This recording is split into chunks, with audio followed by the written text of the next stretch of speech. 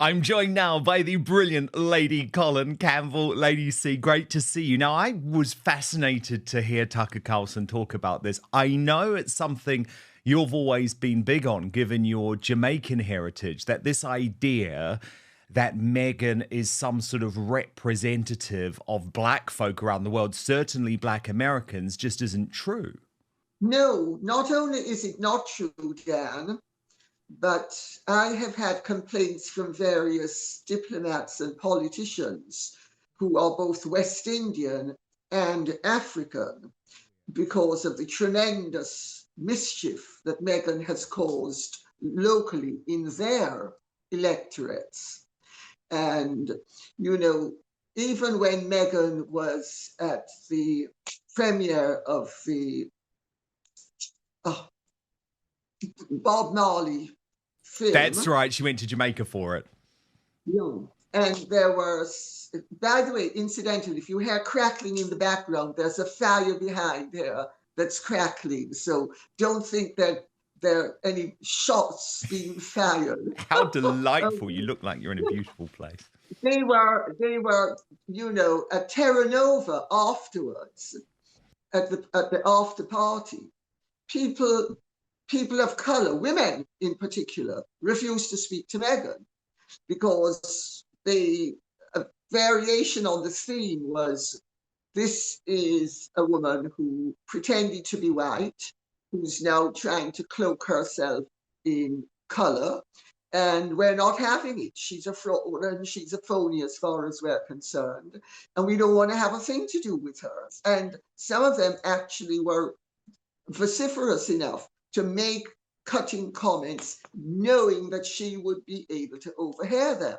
And they refused to speak to her because Meghan has, first of all, she spent most of her life passing for white, which means that she despised that bit of her identity, which was African. Tucker Carlson is right on the money as usual. The left-wing media loves to prop up elites like Meghan as some sort of voice of the oppressed, when in reality she's just another privileged, self-serving celebrity. Meghan does not represent Black Americans, not their struggles, not their history, not their reality. But of course she plays the race card whenever it's convenient. Sound familiar? We see this all the time, patriots. Whether it's AOC pretending to be from the Bronx while growing up in an affluent suburb, or Kamala Harris suddenly identifying as African American despite a privileged upbringing in Canada and India, the left will manufacture identities to serve their agenda. Well, just wow. You mean to tell me that Meghan, the same woman who accuses everyone else of racism, spent most of her life trying to look less black? The irony writes itself. And she still persists in de-Africanizing her appearance because, I mean, she bronzes up, but many a white woman with a lot of melanin ends up looking far browner than Meghan will ever look, no matter how much bronze she puts on. But she straightens her hair. She's had the tip of her nose redone so that it would lose the bulbous African aspect and have instead the Caucasian tip. And Really? Okay, so sorry to interrupt, Lady C, but I think that is worth really clarifying that. So your suggestion is that Meghan has actually manipulated her look to try and look more white in the past? yes, Okay. look at her nose when she was younger and look at it now. Your nose, the tip of your nose doesn't refine with age. If anything, it goes in the opposite direction. Meghan had a very bulbous tip to her nose. And also, why do you think her nose looks like a ski jump from the side? Because they took out, when they were refining this bit, they took out too much cartilage. So now instead of it being coming straight down the way a Caucasian nose would come, it sinks in and then bounces back out. So Meghan is, well, she's somebody who has denied, but not only denied her African heritage for much of her life, but has flagrantly capitalized upon it in the most offensive and destructive way once she realized that it would work in her favor. And it's all been to advance herself. But I have to say, what I find particularly psychologically interesting is that anybody could be so ambitious as to use the very aspect of themselves that they denied, that they sought to eradicate, as soon as it became convenient to them to use it, they embraced it with an alacrity that is truly amazing. So that tells you we're dealing with somebody who is really, that has no boundaries and is so ambitious that she will use that which she deplored to advance herself. She definitely does not represent people of color. First of all, the African American experience is entirely different from the Central South American, West Indian, or African experience, because the rest of those territories, with the exception of South Africa in the second part of the 20th century, none of them had segregation. Lady Colin Campbell doesn't hold back, and why should she? If Meghan really had a nose job to make herself look more Caucasian in the past, that completely shatters her entire narrative. She wants us to believe she was a victim of racial oppression, yet she actively altered her appearance to fit the Hollywood elite's beauty standards? This is peak hypocrisy, folks. It's Hollywood woke culture at its worst. Preach about diversity, but erase your own ethnic features when it's convenient. This is where things get really interesting. Lady C reveals that black women at a major event wanted nothing to do with Meghan, because they saw her as a fraud. And honestly, I can't blame them. Real people, real women of color, can smell fake activism from a mile away. Meghan isn't one of them. She never was. She built her brand on privilege, then turned around and weaponized race when it became profitable. This proves what we've been saying all along, folks. The woke left isn't about empowering minorities. It's about power, control, and pushing a false narrative to divide us. Many blacks in Jamaica, Trinidad, Barbados, Africa, they had slaves. So slaves were not owned exclusively by white people. You had brown people and black people, brown freedmen, black freedmen, who owned slaves as well. This was not a phenomenon that was known in the southern states of America. Absolutely fascinating. So Now, sorry, go on. No, you finish your point, Lady C. Sorry. I'm going to say Meghan's experience of being a woman of color is virtually non-existent because she passed for white for most of her life, including at school.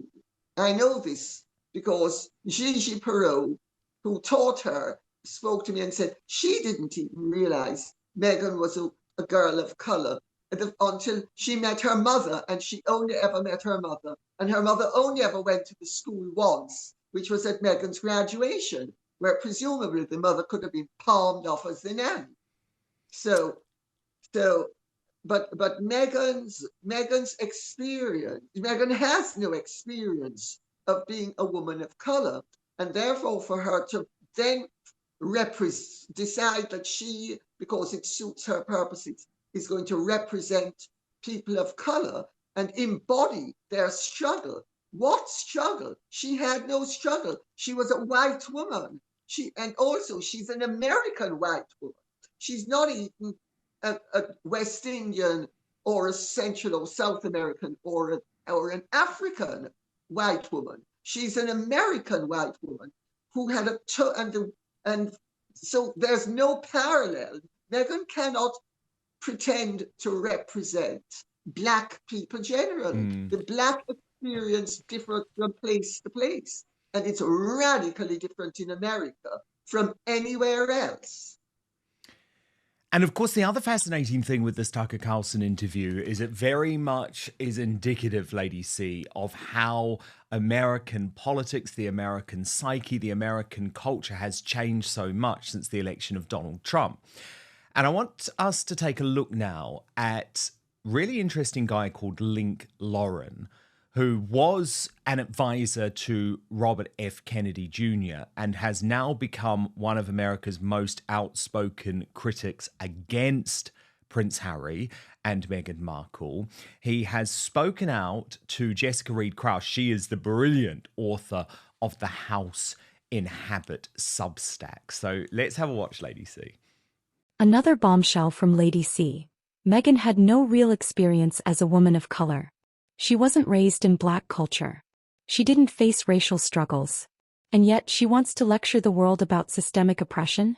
Give me a break. This is a lesson in media manipulation, folks. The press won't report this truth because it doesn't fit their progressive princess fairy tale. They'll keep selling Meghan as a victim because it pushes the woke agenda and keeps the race debate alive for political gain. He's a very interesting guy, Lady Colin Campbell. I have to say, I watched him on the Megyn Kelly show, really agree with a lot of his political analysis. And of course, he's come from being an advisor to Robert F. Kennedy Jr. And this is how all of a sudden he's a big cultural commentator now in the US. What do you make of his advice that really the only thing Harry and Meghan can do is beg for us to take them back? Well, I'm afraid he might know an awful lot about American politics, and certainly he knows a lot about Robert F. Kennedy Jr. and his sterling work, but he clearly knows nothing about the United Kingdom, because we wouldn't want them back even if they were plated in gold and dripping in diamonds.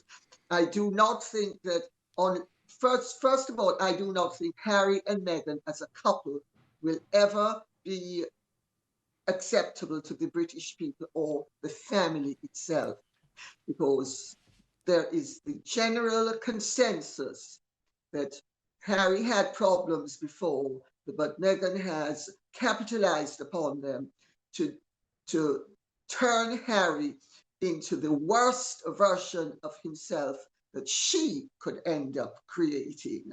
And therefore, there is no way back for them as a couple.